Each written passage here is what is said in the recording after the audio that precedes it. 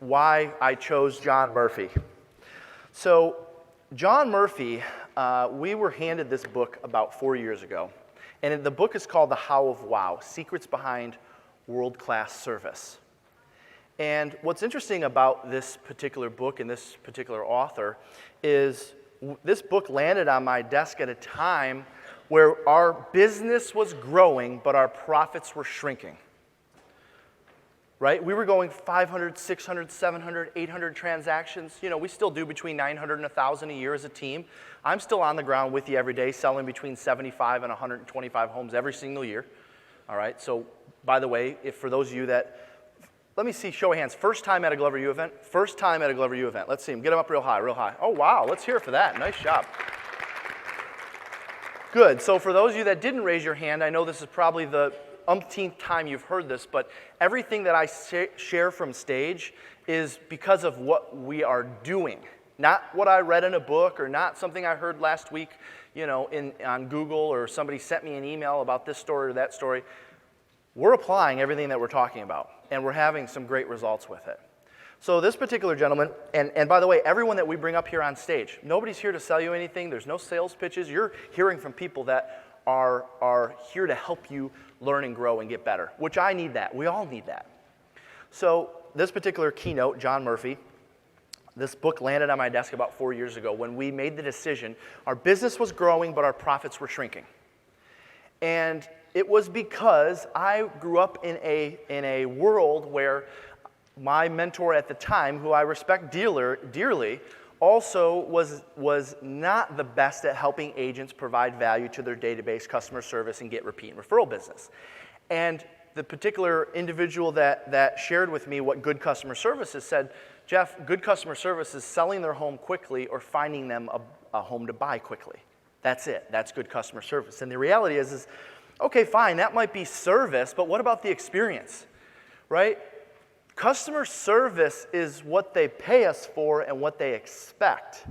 Customer experience is what we do that's above and beyond what they pay us for and expect. And oh, by the way, we don't get immediate compensation by doing that. It actually takes a little bit more time or takes a little bit more effort. So before I bring our keynote up here, I found a cute little video on the difference between customer service and the customer experience. This particular video is a display of service. Somebody doing what they're expected to do and providing a value, providing service. But it is not experience. So this will help you give an idea of the difference between the two. So if we have that video, please. Enjoy your flight. Hello. We think probably need to start it over. I'm sorry. We're only boarding rows 9 and above right now. You'll have to wait. I'm in row 8. Can you guys start it over, please? Please step aside, sir. It's just one row. Don't you think it's okay? Enjoy your flight back. Hello. Oh, I'm sorry. We're only boarding rows 9 and above right now. You'll have to wait. I'm in row 8. Please step aside, sir. It's just one row. Don't you think it's okay? We'll call your row momentarily. Step aside, sir.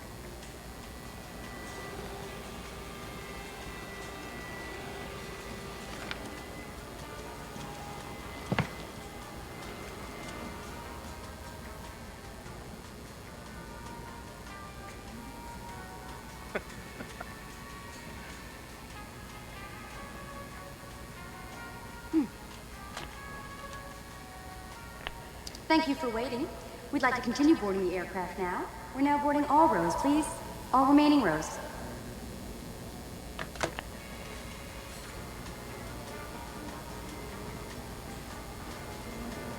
Hello. Enjoy your flight.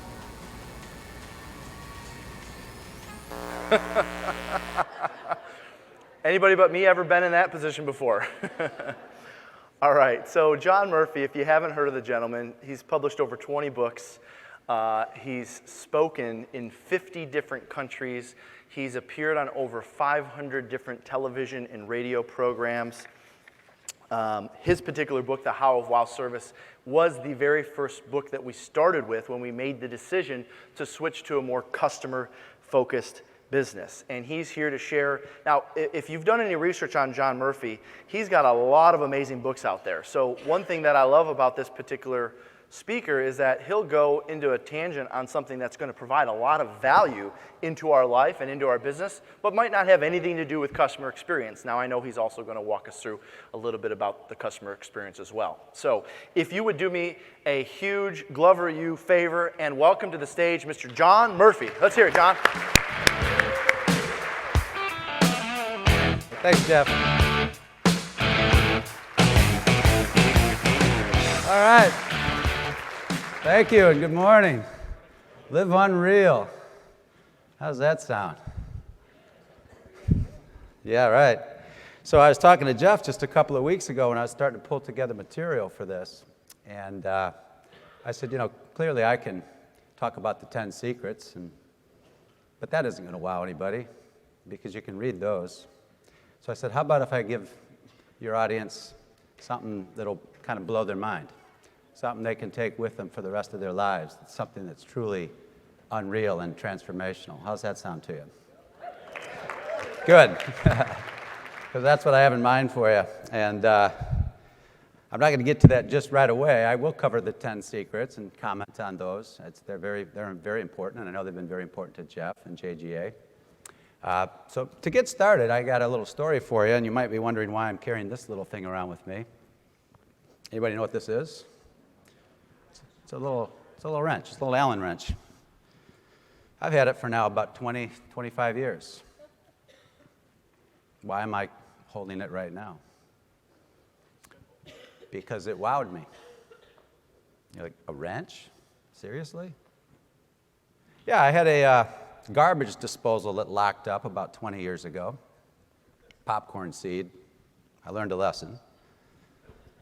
I didn't know how to fix it at the time, so I called up a plumber, and he came over to the house. And $35 later, and about 5 minutes later, not even, the garbage disposal was fixed, and he said, you can keep the wrench. This is how you fix it. Next time that happens. By the way, don't throw popcorn seeds in your disposal. Why would I open with a story like that? Because wow isn't complicated. And one of the 10 secrets is called the little things. This is a little thing. But there's a big thing, and that's one of the other 10 secrets that came with it. The big thing is the knowledge that he shared with me. He gave me something I never forgot. So yeah, the wrench cost me $35, but you know how many times I've fixed my disposal since then? Quite a few. And I've used this wrench to tell the story a number of different times. So, this should, are the PowerPoints on yet? There we go. It's not fast forwarding. Which way do I point? There we go. So I started my practice as an independent consultant. I know we have a lot of independent realtors and agents in here and whatnot, and I'll just make a comment on that real quickly. You're never independent. And if you are, you're limiting yourself. The true secret to success is interdependent thinking. Weopic, which is a topic I talked about last night with a few people, not meopic. Meopic's what's in it for me. I'm independent. Get out of my way. I know what I'm doing. Weopic is what's in it for we. What's in it for the buyer? What's in it for the seller? What's in it for the financing folks? What's in it for all of us? And when we make that shift from thinking meopically, independently, to weopically, wow, life changes. Simple word for that's teamwork. And we're always on a team. Growing up, I surrounded myself with the smartest people in the world driving down the highway in my car with CDs and, back in those days, cassette tapes, great books. Why not bring great minds into my life virtually? These days you can do it even easier with YouTube and whatnot. So I came across a lot of great quotes, and my books are loaded with great quotes because I love it when somebody can, in a one or two liner, tell you something that's truly profound. Goethe here said, things which matter most must never be at the mercy of things which matter least. It's about priorities. So this little story with the wrench is about a plumber giving me something of value that I didn't necessarily even know I needed or wanted. That's the first of the 10 secrets, the latent needs, the hidden things, the things that we want and value that we don't even know we want and value. The Google Maps, the GPS systems on our phone, the iPads, okay, things that we don't even know we want until we see it. So, there we go. So value in the eyes of a customer or a client is, number one, a moving target, but it's always more than one thing. So it's important that we recognize that when we're delivering value, and to wow people, we're exceeding expectations. I'll come back to that. We have to ask, what is value? What is value? And value is a function of multiple things. Back in the 80s, it was only about 3 of these. Back in the 80s, the big deal was it works, the quality is right, the service is decent, and it's priced right. In the 1990s, a new theme came along called time-based management, or lean, which is all about flow. How long does it take to get what I want done? How long does it take to sell the house? How long does it take to buy the house? How long does it take to get the financing? Time became a very major factor to people. And you see it all around you today. I want things now. I want to watch a movie without leaving my couch. I don't want to go down the street to Blockbuster, which, by the way, hardly exists anymore, for a reason. Time-based management. Why would I go down the street and go through all these steps to shop for a video to put in a machine when I could just push my clicker and watch what I want? That's innovation. That brings us to the last of these. Innovation is I didn't even realize that was an option. So we've got some real innovators out there saying, why do we need an engine in a car? Why don't people who already have cars drive each other around? Why don't people who have houses or apartments or condos share them with each other? That's interdependent thinking. That's Uber and Airbnb, Lyft. That's the world we live in today. Interdependent thinking is what really differentiates us.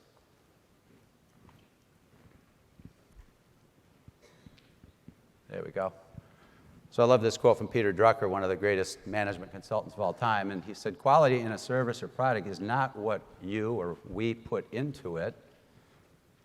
It's what the client or customer gets out of it. That's the difference really between service and experience. I can put all kinds of effort into a service, and the experience can be lousy. I've been in Ben Stiller's shoes a number of times with that video. The person's following the procedures that are written, they're following the policies, they're doing exactly what they're supposed to do, and the experience is terrible. I know you've been there. So the overview for my talk real quickly. The first thing is I'm going to give you some insights on wow, and that it's more than a feeling. Wow is it's a connection. It's an energetic connection, and I'll talk to you a lot about energy as we get into this. I will cover the 10 secrets to world-class service. I've already given you a heads up on a couple of them. Think of those as a recipe, if you will, the 10 secrets. At the end of the day, you can give anybody a recipe and get very different outcomes. Isn't that right? So you're the master chef. What do you do? What are you going to do with these secrets? How are you going to build them into your life habitually? Habitually. I'll talk a lot about energy and the science. And I'll give you a few amazing scientific experiments that have been done over the last 10, 15 years that really are revealing in terms of influence, leadership influence, connection with people. Very, very fascinating stuff. Talk to you just a little bit about hidden boxes. People say, think outside the box. Well, what box? What's that mean? I'm going to give you an example of that with a little exercise. Here's the 3 powerful scientific experiments on energy and influence that I'll share with you. And if you take away nothing else, that should wow you. It certainly wowed me when I learned about it years ago and actually worked with some of the people involved. You might not remember the transfer function, but it's something you learned in 7th or 8th grade algebra. If you were like me, you probably said, "Pfft, when am I ever going to use this in life? Algebra, what?" You're using the transfer function every day, every minute of every day, and most certainly with your clients and customers. What's the transfer function? I'll tell you in a few minutes. Which leads to an important management tool called the IPO diagram, which is input, process, output, not initial public offering. And a quote from the great W. Edwards Deming, "There's no substitute for knowledge." So we'll come back and talk about that just a little bit. At dinner last night, I was with a few people, and I mentioned the law of attraction, and they were like, "Whoa, my gosh, you're going to talk about that?" I said, "Yeah, exactly." And my newest book out is called The Miracle-Minded Manager, and it's about exactly what I'm going to talk about in the second half of this talk. So I'll talk to you a little bit about what that's all about. It's getting great reviews around the world. It's already been licensed in China and Romania and India, I think, and Germany. And I'll talk to you a little bit about, and this is not a typo, shift. Shift happens. What shift? Well, that's what I'll get to. Okay, so let's get started. Albert Einstein said this: "The significant problems we face today cannot be solved at the same level of thinking we were at when we created them." I think this is a very profound statement for two reasons. Number one, it suggests that we have something to do with our problems. And to solve those problems, we have to learn to think differently. Really? But somebody else is causing my problems. No, not according to this and not according to the science. So let me give you an example of that with a little exercise. Take 20, 30 seconds to solve this puzzle real quickly. Raise your hand when you've got it done.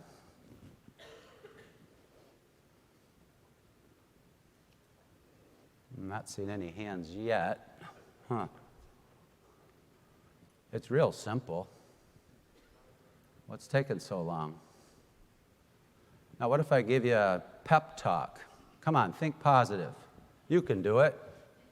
Come on, you can do it. Work harder. That's the secret. Work harder. And you go, huh? Here's the problem.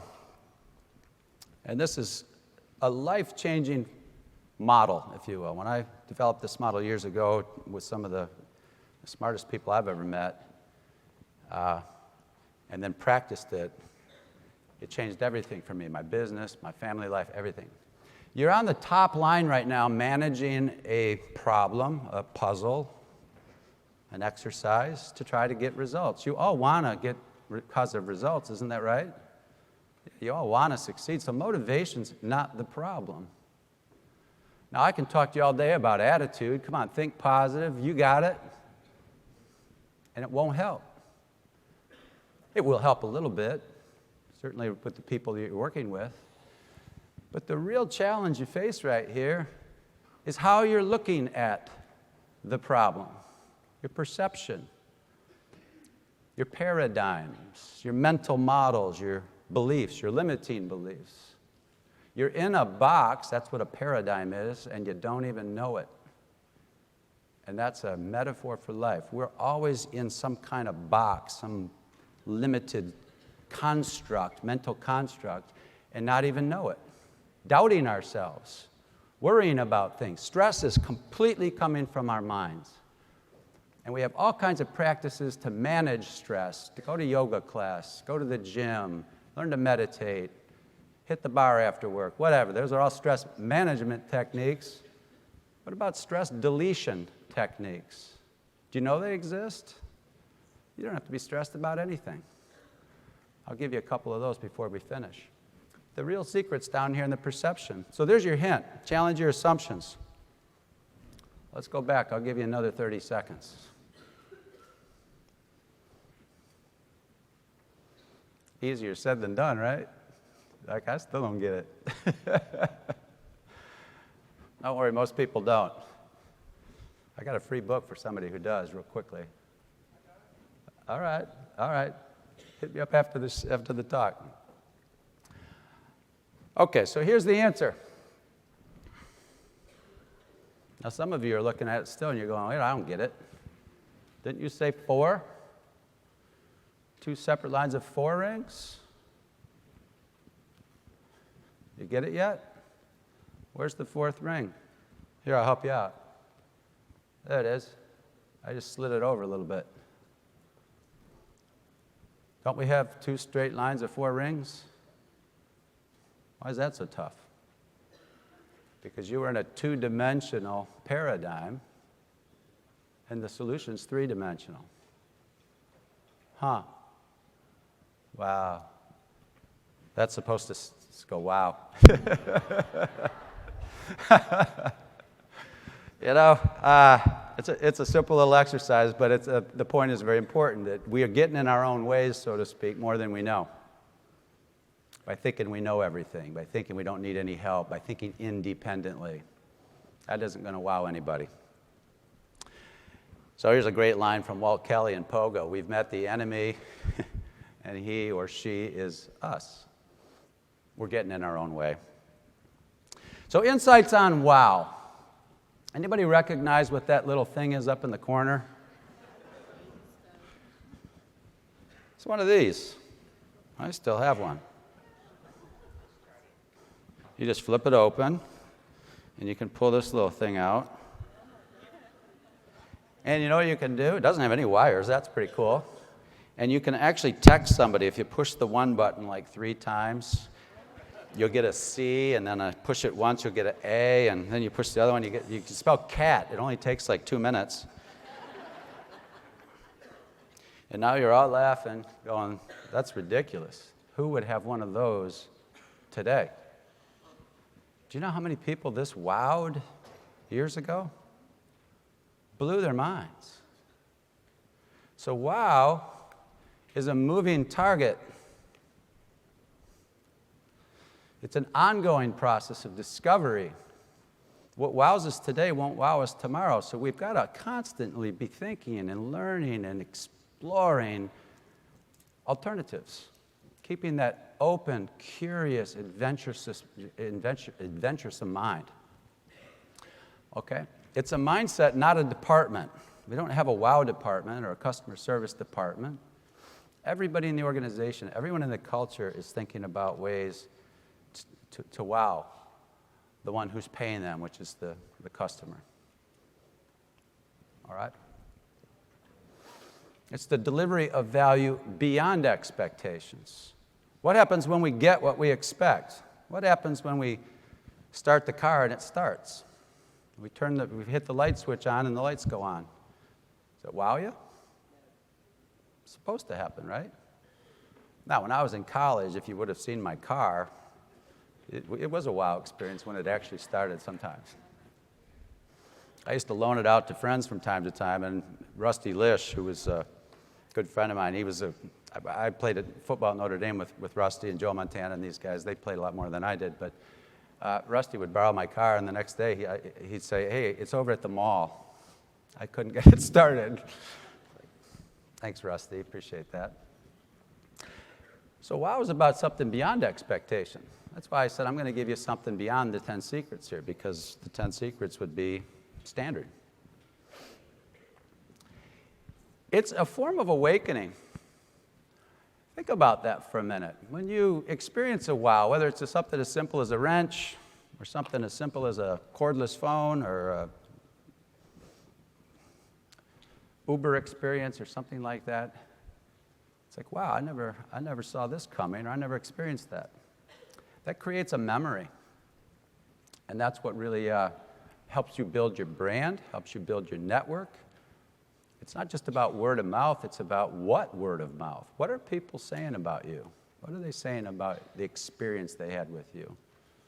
Was it good? Was it satisfactory? It's like going on a blind date with somebody and your buddy asks you, how was the date? And you go, satisfactory.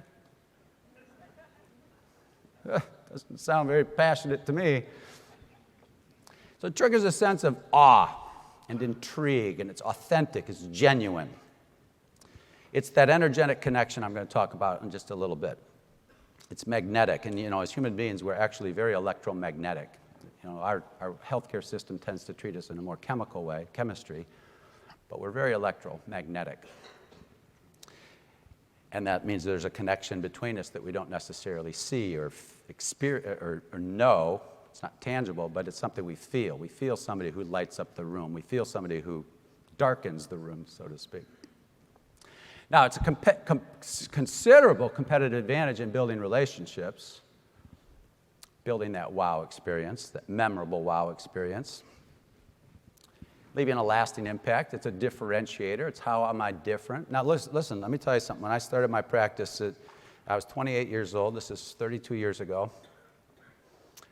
I really didn't know exactly what I was doing, but I knew that there was a latent need in the workplace for teamwork. As a competitive athlete, I went into 2 different companies out of college, and the absence of teamwork blew my mind. I was like, I don't get it. So I pulled together a pretty powerful transformation at a company actually in Michigan, the one I worked for in West Michigan, Grand Rapids. I ended up getting invited out to Harvard Business School to give a talk on it. It made the national news, so I did something pretty provocative and transformational, and that triggered my practice. But I'll tell you something, when you're 28 and you look like you're 19 and you're out competing with McKinsey and Boston Consulting Group and Accenture, it was Anderson Consulting at the time, who's going to take you seriously? You're going to teach us about leadership and team building? What's your differentiator? There's leadership consultants a dime a dozen. What I'm going to talk about in the second half of this talk is the differentiator. Aristotle once said, excellence is more than an act, it's a habit. We are what we repeatedly do. Excellence is more than an act, it's a habit. So wow isn't just a one-time thing necessarily, although you get something like this, you might remember it. But you suppose I'm the only one he ever did that to? Maybe not. Maybe he had a whole box full of those things. If he didn't, I'd suggest he do. We're in the shadows right now of Disney. Disney is awesome at institutionalizing, building into their procedures, policies, methodologies, wow services. If you lose your car at Disney, which would be a lousy last impression, they're very fanatic about detail. That's one of their 6 principles. Fanatic about detail. So first impression, last impression. What happens if you come out of the park at the end of the day, you got a kid sleeping on your shoulder, another kid you're dragging along in a stroller or whatever, and you got toys, and you just spent hundreds and hundreds and hundreds of dollars, you can't find your car. Uh-oh. If you're bold enough, or I might say woman enough, men, to ask for help, Disney will say, what time did you park your car? Come in this morning. I don't think it was around 10:15 in the morning, something like that. Oh, follow us. Because between 10 and 10:15, we were parking cars in the goofy lot, rows 28, 29, and 30. There you go. And there's your car. The lights are flashing. The horn's honking. It's almost out of gas. It's still running. You were such a hurry to go into the park that you forgot about turning the car off or whatever. But there it is. Do you think they're winging it? No, they've built it into their culture. In this case, they use time. And they use things like goofy lots and Pluto lots and daisy lots, names and things that people will remember. Because that's important to people. That's value. I'd hate to lose my car at the end of the day. Do you know they find lost kids before their parents know they're lost? It's true. They have cast members, hosts and hostesses as they call them, wandering around in tourist outfits, cameras, things like that, looking for things that are wrong and responding very quickly. I've tried losing my kids there I don't know how many times. Okay. But it can be more than an act. So the point being is it's not just something we do once in a while. And this is one of the things I love about Jeff and JGA is that how can we build some of these ideas and concepts into methodologies and practices, things that we can train people on and repeat over and over again. Wow experiences that are repeatable. Now, recognizing that wow is a moving target, so what wows people today won't wow them 2 or 3 years from now, so we'll find something new. It's fresh. So value. I said, well, value is a function of quality and service and price and time and innovation. There's a couple of different components here now, too. And the two components I'm going to talk about are outcome and process. The outcome is what you get out of the transaction, out of the deal. So Ben Stiller got on the plane and probably landed wherever he was supposed to land. Airlines are pretty good at that. They're above Six Sigma. Near perfection, not with luggage, but with safety anyways. Good thing. But the process that he had to go through to get the outcome is what's really interesting here. You ever go into to get your driver's license renewed, and you get it renewed, and it's accurate, the data's good, the picture's not so great, but yeah, that's me. That's the outcome. What was the process like? You know, you're trying to sell your house, what's the process like? Trying to buy a house, what's the process like? Trying to fill out a bunch of forms to get financing, what's that process like?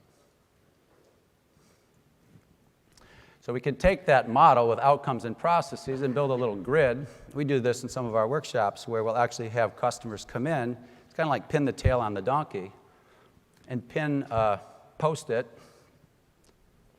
on a grid that looks like this, where along the outcome axis we've got better than expected.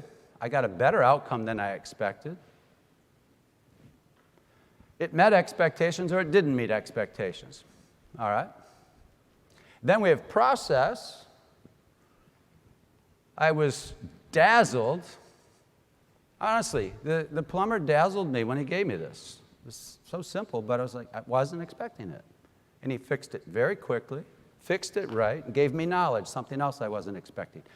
So I was in the wow quadrant because I got an outcome better than I expected, and I was dazzled. Something that simple. Now, most customers are in the at-risk, the orange part here. And here's another interesting statistic, that if you're right smack dab in the middle, meaning you're satisfied, I'm satisfied with my outcome and I'm satisfied with the process, I'm satisfied with the deal we just closed, 68% will switch if a better realtor comes along, if a better vendor comes along, better supplier. They'll switch. Because they're not loyal. They're not truly loyal. Because it's like a commodity. So where do you want to be? You want to be in the wow quadrant. Constantly asking yourselves, how can I improve the outcome? Maybe it's a nice bottle of champagne when we close the deal and they move into the house, or a gourmet meal that's delivered. Okay.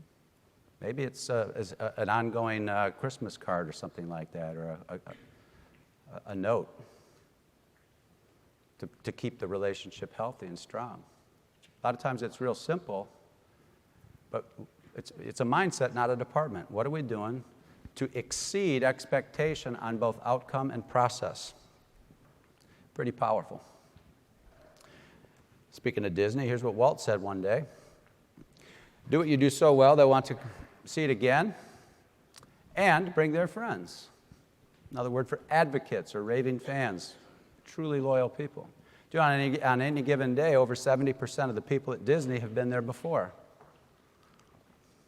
By the way, if you look at the statistics, do you know what you do at Disney most of the day in terms of you stand in line? You pay a lot of money to stand in line most of the day and pay a lot of money for food and gifts and things like that. And people keep coming back. I'll show you why in just a minute. So the 10 secrets. What are the 10 secrets in the book? Secret number 1, the latent needs, the hidden needs, the things a customer needs and values that they don't even know they need and value. Lee Iacocca once said, we used to send our engineers out into grocery store parking lots and observe predominantly mothers, getting in and out of tight parking spaces with their kids and groceries and things like that. So we decided to come up with a sliding door in the minivan concept. And that saved Chrysler. By looking at the market and figuring out what's needed that people don't even know they need yet. I told you, I pursued my entire career recognizing a need for true teamwork in the workplace that I didn't experience in my first 2 jobs out of school. I figured, well, maybe these are the only 2 companies in the world that don't get it, but I doubt it. The big C customer.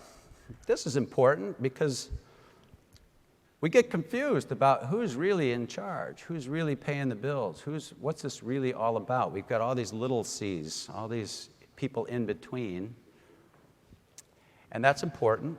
We need middle people, so to speak, agents and brokers and bankers and all this type of thing. But when we're confused about who the real customer is, waste creeps into the system. Here's a quote from MIT, the lean aerospace. Waste, or what they call in Japan muda, and it's everywhere when you examine a system carefully, waste enters into the system when requirements of internal or intermediate customers are mistakenly taken for that of the ultimate user of the product. The ultimate user is the big C. So a prerequisite to correctly defining which operations and which activities are value added and not value added is a clear definition of who the ultimate customer is. Who are we really trying to serve here? Do you know who's masterful at this? A couple of organizations. One's the Walmart organization. The other one is the Amazon organization. The other one is Dell. All 3 of those are examples of using lean as a business strategy to create flow. It's referred to as flow, cash flow, inventory flow. Do you know when you go to Walmart and you buy something and you give them your money, they haven't even paid for it yet? And it's not because they're late paying their bills. It's because the bill isn't due yet. Their inventories turn so fast, so do Amazon's. Every time Amazon sells you something, they replenish it. They sell 1 book, they replenish 1 book. They sell 10 books, they replenish 10 books. By title, everything is, it's like an orchestra. It's like a symphony. And that's time-based management, it's lean. So in an orchestra, timing is important, right? If any of you are musicians, you know, you play at certain times and you stop playing at certain times. Everything is timed and sequenced. So a masterful organization. Michael Dell made this very famous back in the 80s, 90s, when he first started the company. You call up Dell, or if you could go online back then, you go to Dell and you order a computer, they make it and ship it to you within 3 days. It's not coming out of a warehouse. It's not coming out of Circuit City, which doesn't exist anymore. That's flow. Okay, that's flow. And that exists when you know who the big C is. Sam Walton was pretty bold with his personal mission statement. He said, I am going to reduce the cost of living for the multitude of people. That's pretty bold. In other words, I'm going to drive out waste in the system. You go into the pharmaceutical system. I've done a lot of work over the years in pharmaceutical companies. They have hundreds of millions of dollars sitting in the inventory in their warehouses for 6 to 8 months, just sitting there. I was working with a client up in Toronto. They had to throw away $100 million worth of inventory because it went bad. It spoiled. We'll get more. We got a good deal on it. That's not wowing anybody. Okay, the next one, the unexpected, the wrench. The Allen wrench, there it is. Didn't expect that. I was wowed. That also covers the little things, something simple. And the knowledge that came with it, very important, which is one of the big things. Took my family up to Mackinac Island years ago for a nice weekend at Mission Point Resort. You know, Mackinac Island, there's no cars basically, so you get off the boat and you get on a horse-driven carriage and they take you to your hotel. And we get there and they unload our bags. And we had just been at the Cincinnati Reds organization the weekend before, because I was meeting with somebody there working for the Reds, and they gave all my kids, 4 kids, these red Cincinnati duffel bags. So there's 4 red Cincinnati duffel bags unloaded at the hotel, plus my bag and my wife's bag. I go check in. I come back to get the bags. They give us tickets, for the bags. And the guy standing there said, "You can't take these bags. They're not yours." I said, "Well, yeah, they are. I got the tickets. They match. I don't think there's anybody else here with 4 Cincinnati bags. It's pretty obvious."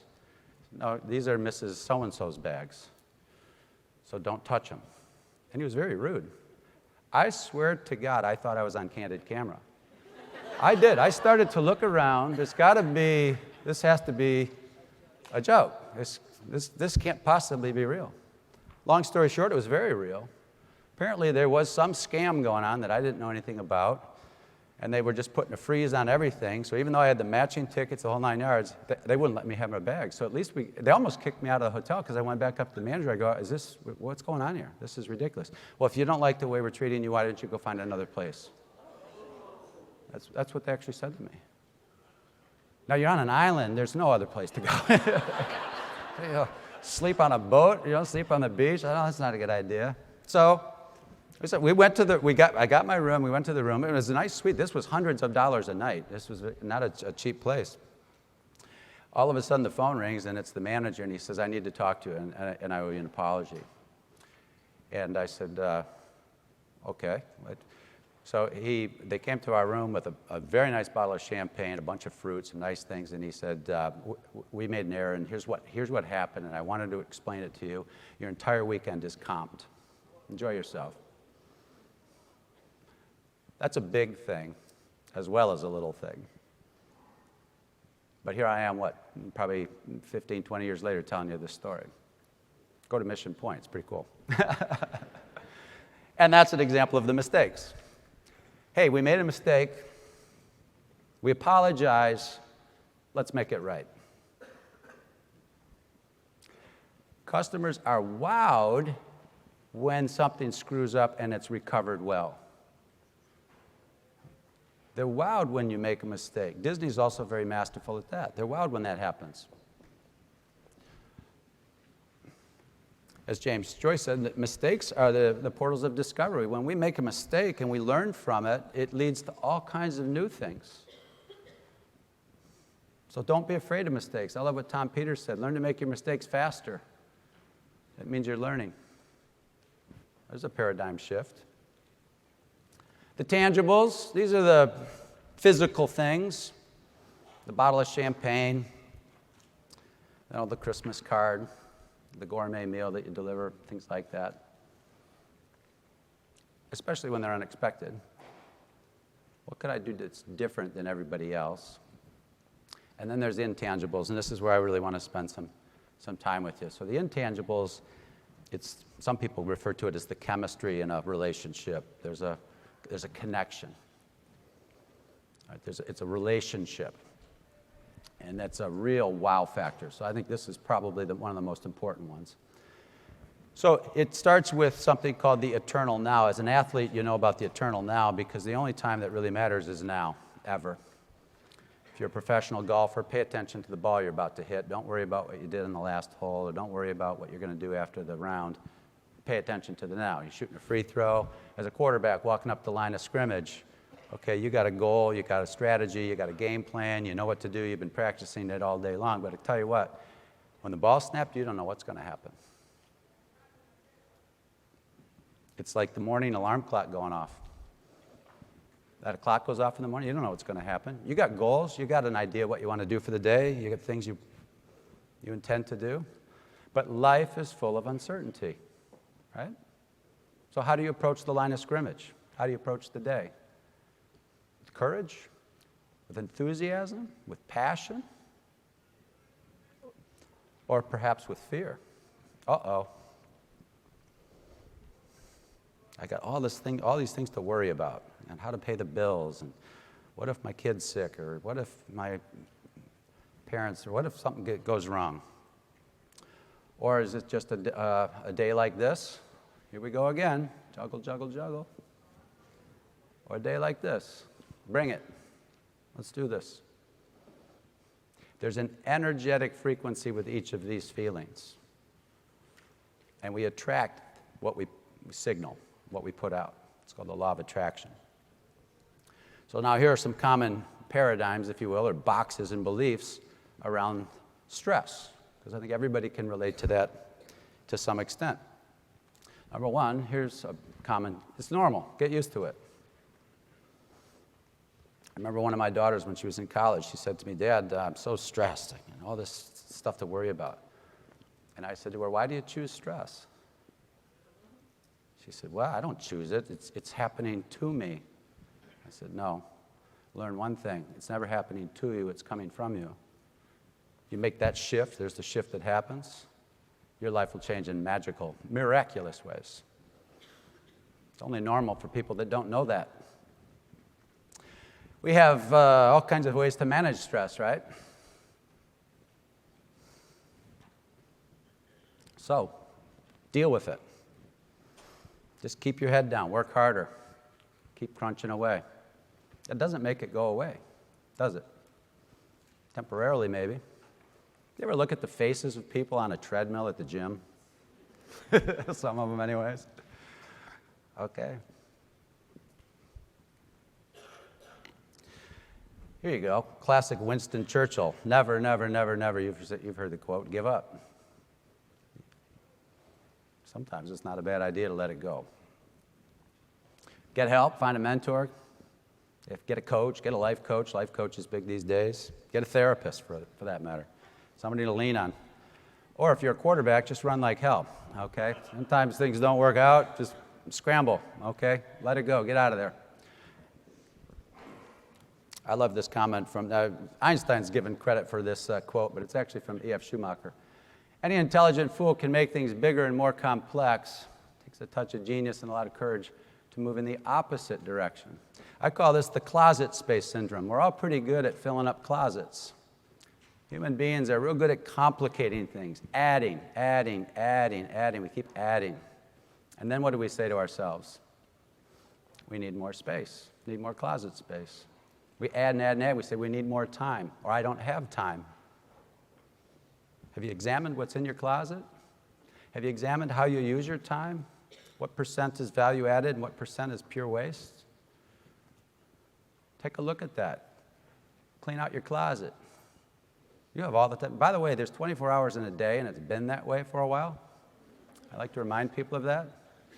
We all have the same amount of time. The good question is, how do we use it?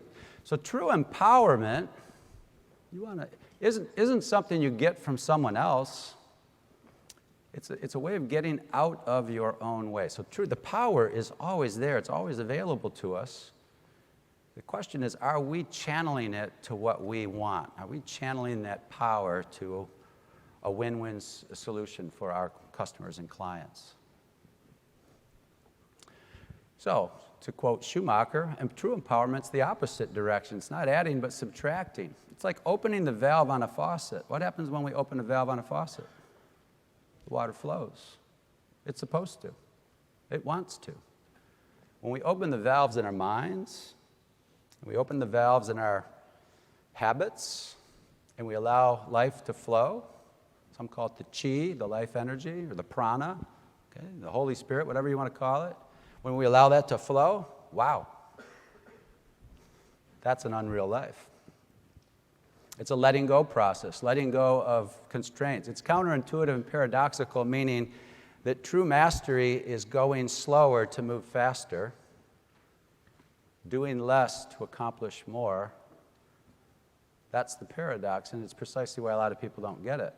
They think, I got to do more. I got to work harder to be successful. I have to do more and more and more. And then they have less time and more stress. How do I really manage my life and my business intelligently? It's about letting go of all the distractions, the obstacles, the constraints, the limiting beliefs, the things getting in your way. And they're there. So it's the elimination and removal of barriers. And these barriers are in the mind, many of them. So there are things like guilt and grief and fear and doubt and worries and negative programming, knowledge gaps, ignorance, not knowing. We couldn't solve that puzzle earlier in the talk because we didn't see it right. We didn't know how to. We could have worked harder and harder and harder and said, give me more time, I'll figure it out. When the answer was right there and very simple, with a shift. And that's the shift that I'm talking about here now, the positive shift. So it's now something that scientists are learning to measure. It's things mystics and spiritual leaders and things have talked about for centuries and even thousands of years. Now science is catching up and saying there's actually science to prove this. So I'm going to give you a little bit of that. And what we're talking about here when that shift happens is an elevation in consciousness, an awareness, an awakening, so to speak. Hindus like to call it enlightenment. Buddhists call it awakening. Christians call it salvation. Whatever, you put whatever word you want on it, but it's aha. It's a true life wow. So Dr. David Hawkins, the late David Hawkins now, MD, PhD, crowned prince in Sweden, a lecturer at Harvard and Yale and Oxford, just a brilliant, brilliant man, developed something called the map of consciousness. And using something called applied kinesiology, a scientific methodology, he calibrated the energetic frequencies of all of these different feelings, the lowest being shame and guilt, all the way up to enlightenment. Now, we all experience from time to time the feeling of shame or guilt or grief, fear, doubt, things like that, attachment. We attach to a house, we attach to a spouse, we attach to a child or a mate, we attach to a bank account, we attach to all kinds of physical things, and then we live in subconscious fear of losing whatever we've attached to. So we're still below that line of courage. We're still in the world of fear. Another word for fear-based living is ego. It's human nature. Ego is human nature. So human nature is to live in fear. Now we might deny it, say, oh, no, I'm brave. Really? So people typically have fears and doubts. It's very human. What David Hawkins discovered is that there are ways to let go of that entire thought system, that fear-based system, the ego, myopic, what's in it for me, independent thought system, and transition into an unreal, miraculous thought system. And it's a letting go process, letting go of all of these different feelings. And I'm going to give you a technique here in just a minute to show you one way to begin to make that transformation. But before I do that, I want to give you these 3 quick experiments because this brings some science to it. One was done, by the way, these were all done independently, but the first experiment was done by a Russian scientist named Vladimir Popnan. And he said, I wonder what would happen if I took a vacuum tube, sucked everything out of it, so there's nothing in it except light particles or photons. There's the stuff the universe is made of. Everything is made of, essentially, of photons. So there's nothing in it but photons. And if I put human DNA in there, would there be any reaction?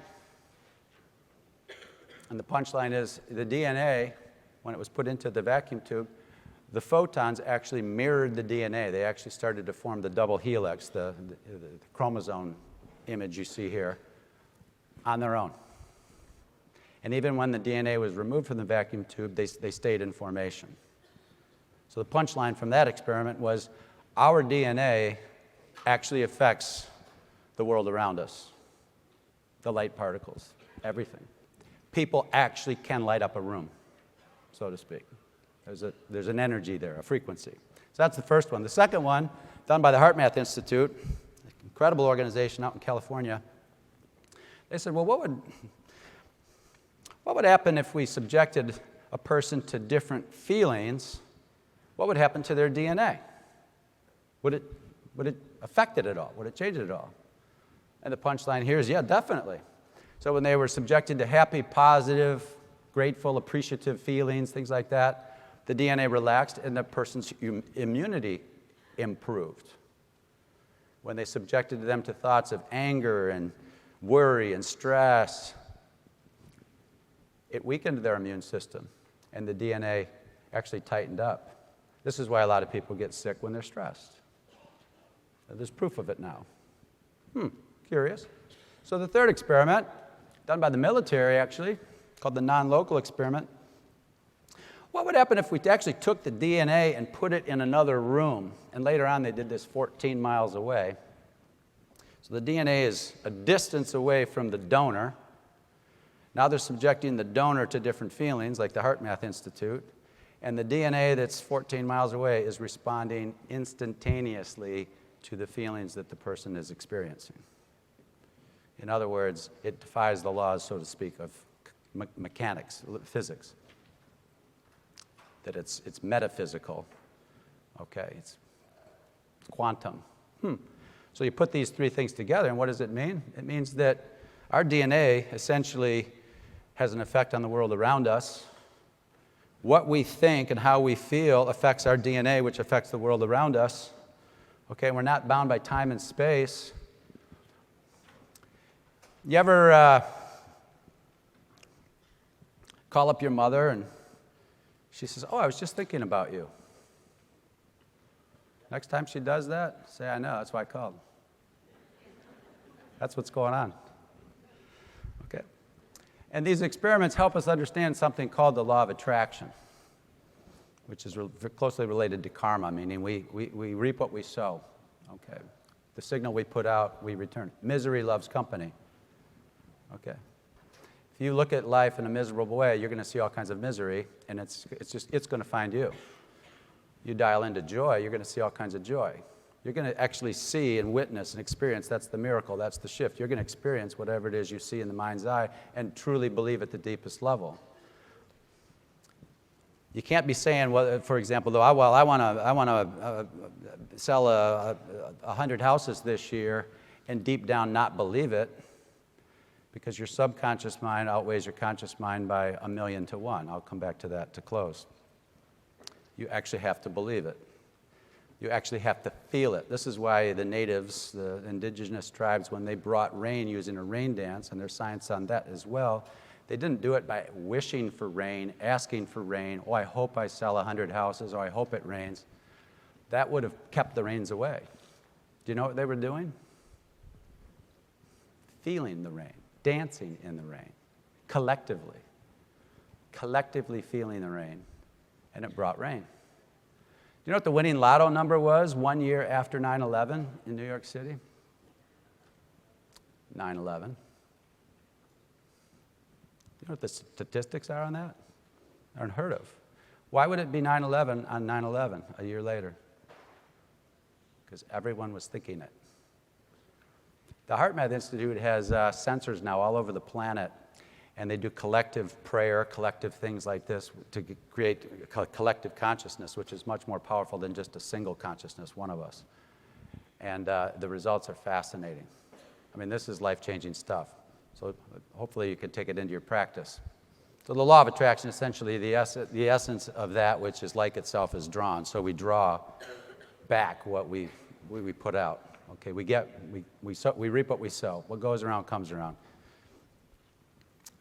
And we're communicating not so much through our mouths and our body language. Yes, we are doing that. But there's something called heart coherence, the heart signal that's really communicating. Oops. There we go. So the IPO diagram and the Y is a function of X. Y is the outcomes we're getting. Okay. Our health, our physical health, our emotional health, our financial health, our social health, our relationships, those are all the Y's, the outputs. Knowledge is about knowing what inputs do we need to focus on to get the desired outputs. This is what Deming taught back in the 40s, W. Edwards Deming in Total Quality, and became legendary. If you're focusing on the outputs, it's too late. You need to know what the critical inputs are. You need to know what to put into your body that will keep you feeling young and fit at whatever age. You need to know what to think and to feel to create incredible outcomes in your life. Focus on the X's, the Y's are given. So stop and ask yourself, what are the critical Y's in my life, in my business, in my relationship, in my finances, everything? That's where the action is. There's another important formula for you to consider. What we think is fueled by emotion, energy in motion. Think of that as the fuel in your car. So what we think gives direction to that emotion, to that flow, and it triggers a feeling. So if you're thinking, oh no, what if I lose this deal? Oh no, what if I lose my job? Oh no, what if I get sick? If that thought, and there are only two emotions, there's love and fear, which is the absence of love. So if I'm, oh no, what's going to happen? And it's fueled by fear, what's the feeling going to be? Anxiety, stress, worry, oh my God, okay? And you're asking for more. That same thought, fueled by love, which is fearlessness, inspiration, in-spiritness. That same thought, oh no, what if I lose this deal? What's the feeling if it's fueled by love?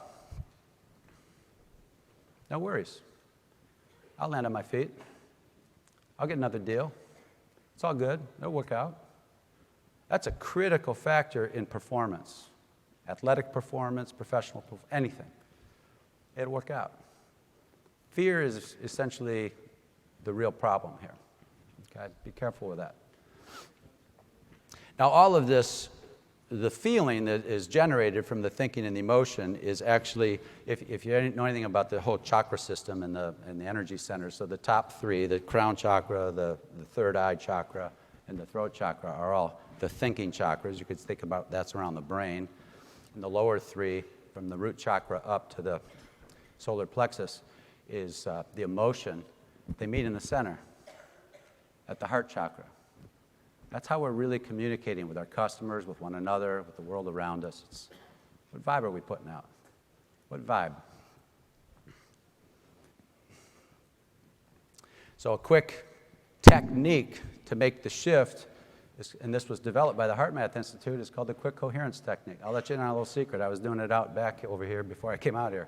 It's a simple little technique. It's three things. Focus on your heart and what's called your heart, then your heart breathing. So you're taking very deep breaths into a count of 4 or 5 seconds. Most people breathe very shallow, okay, without even knowing it.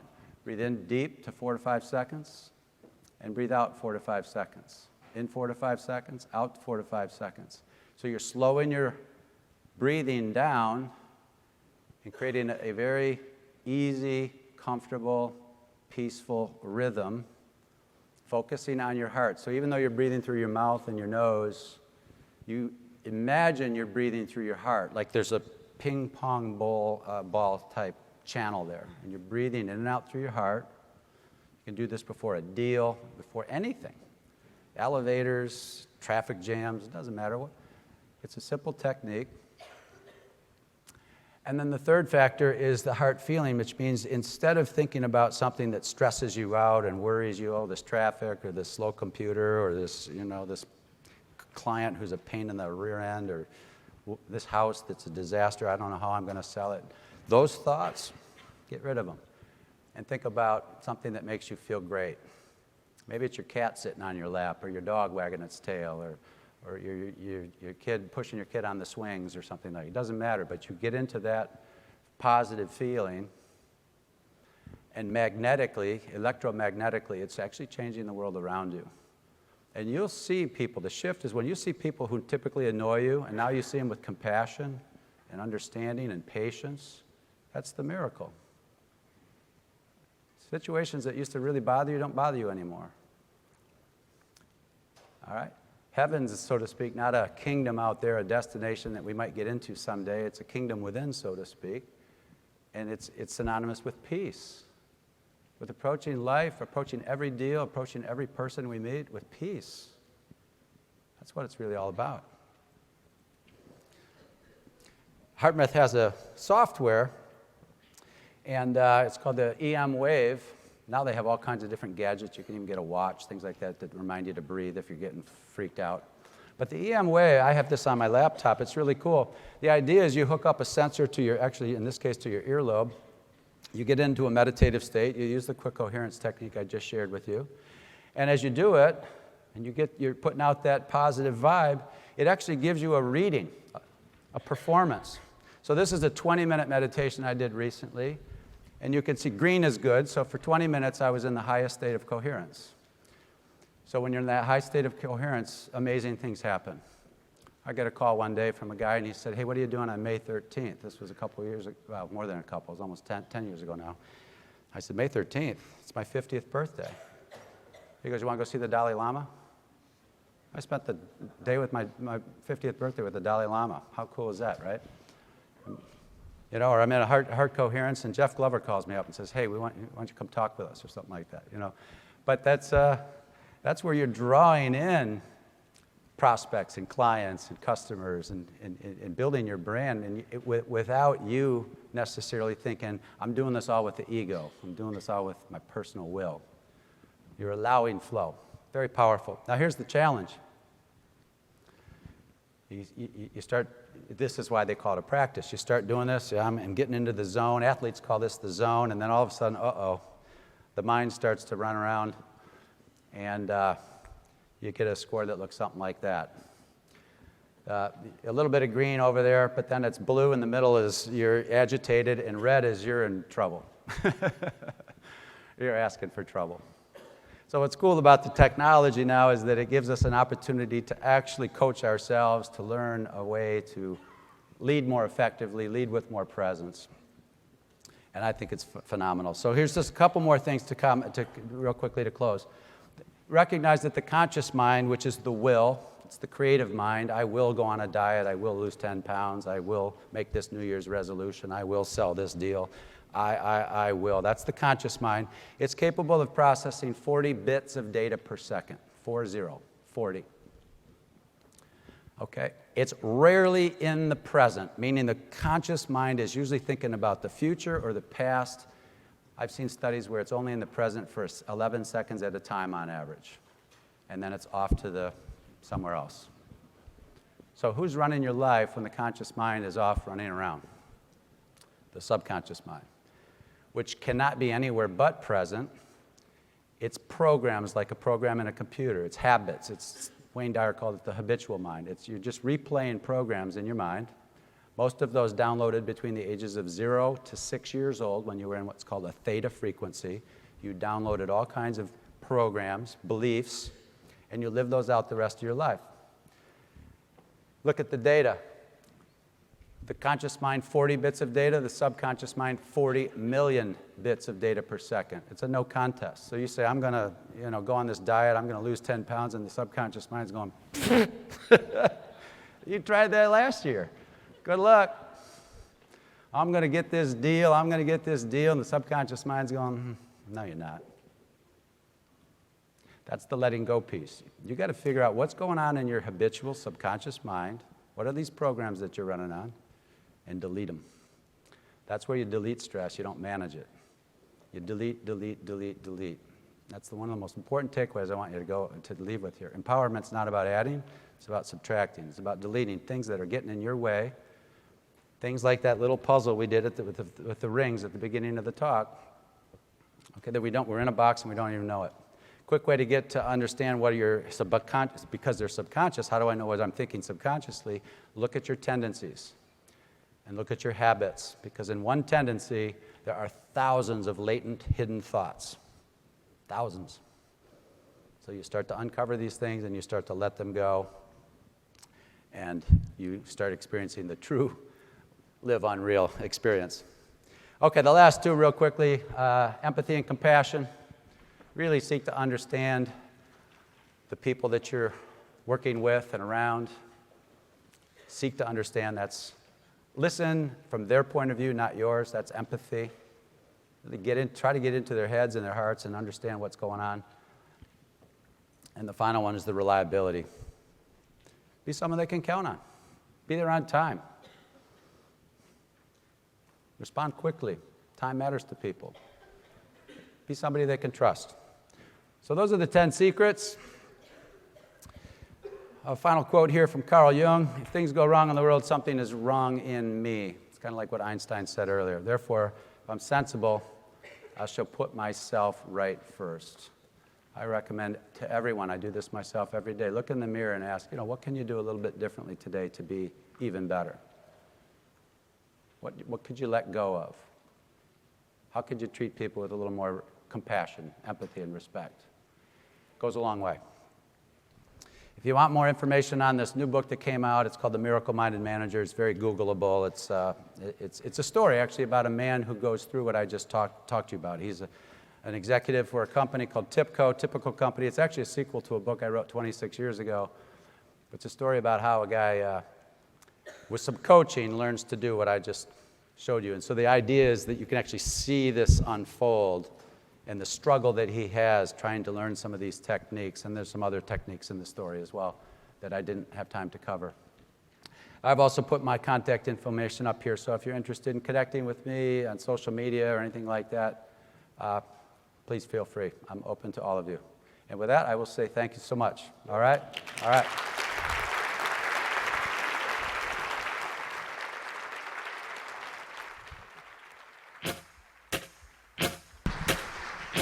Please welcome back to the stage, Jeff Glover. All right. Thank you, Mr. Murphy. It was an honor to have you up here on this stage. So what we're going to do next, if you would, just turn real quick to the schedule. You'll see there Monday, January 6th, that is today. We are going to keep on schedule, and what that means that 11 a.m. it says service equals success. I'm actually going to walk you through the transition that our business went through, but we added some bonus content to that. I'm going to cover the 7 disruptors in the next decade that we need to be aware of, that we need to be somewhat concerned about, that we need to embrace, and I'm going to have solutions to those as well. So at 11 a.m. on the dot, we're back up here talking about service equals success and digging deep into the 7 disruptors and how to overcome them in the next decade. The break is set up and ready for you outside. If you purchased a VIP pass, your break, should you choose to take it, is in the International Ballroom 3, the ballroom right next door. And to the rest of you, let's have a nice 20-minute break. We'll see you back at 11 a.m. See you back.